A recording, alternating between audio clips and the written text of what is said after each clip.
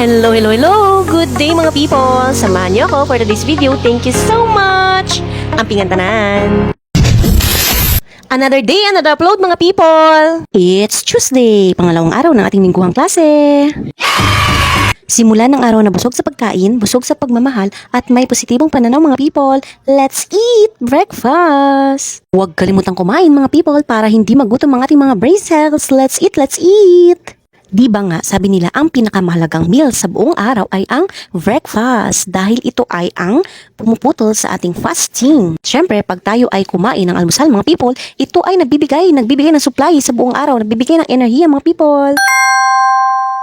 At medyo napatingin na nga tayo sa ating relo mga people dahil may klase tayo at 8:30 in the morning sa ating subject na CPAR. Ayan na nga mga people, nakikita nyo naman sa mga oras na to, kainan na may kasamang chismisan mga people. Hindi pwedeng mawala yan.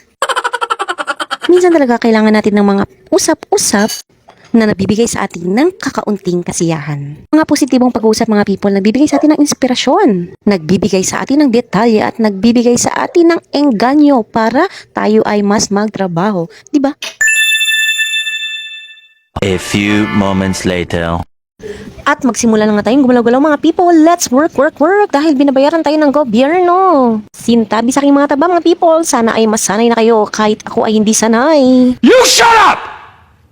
Sure lang mga people, di ba nga sabi nila dapat tanggapin mo kung ano ang iyong anyo dahil iyan ay consequences ng mga bagay na iyong ginagawa. Kumbaga, nagre-reflect ito sa iyong lifestyle. Kaya medyo nasisisi natin ang ating sarili kung bakit tayo nagkakaganito. At hapon na nga sa mga oras na to mga people, fast forward tayo. Iyan na nga at nakikita nyo, let's work, work, work pa rin mga people. Hindi pa tayo natapos sa pag-check ng ating mga notes.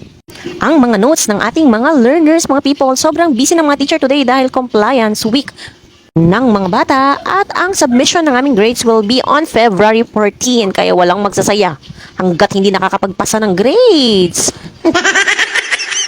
And as you can see mga people, medyo nilalamig ang person. Naka-jacket nga tayo sa mga oras na yan. Napakalamig mga people. Kaya iinom tayo ng coffee. Yes, yes, yes, you heard it right. We will drink coffee mga people para naman hindi tayo matutulog at tayo ay magtatrabaho. Naglabas na nga tayo ng ating biscuit. Let's eat merienda mga people. At with coffee. Kailangan natin ng coffee, ng kape mga people dahil nga tayo ay mag-check ng mga notebook, ng mga papers, ng mga documents, ng mga learners natin mga people. Kaya kailangan natin ng pampagising.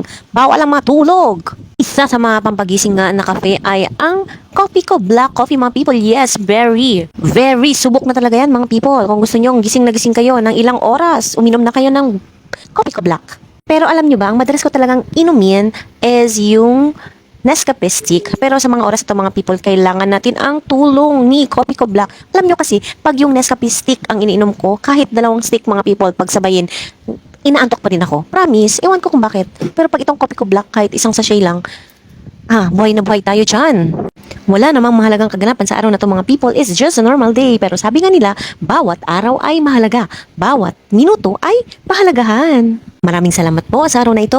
Dito ko po muna tatapusin. Huwag po kayong magsawang manood at makinig. Thank you so much mga people. Ampingan tanan.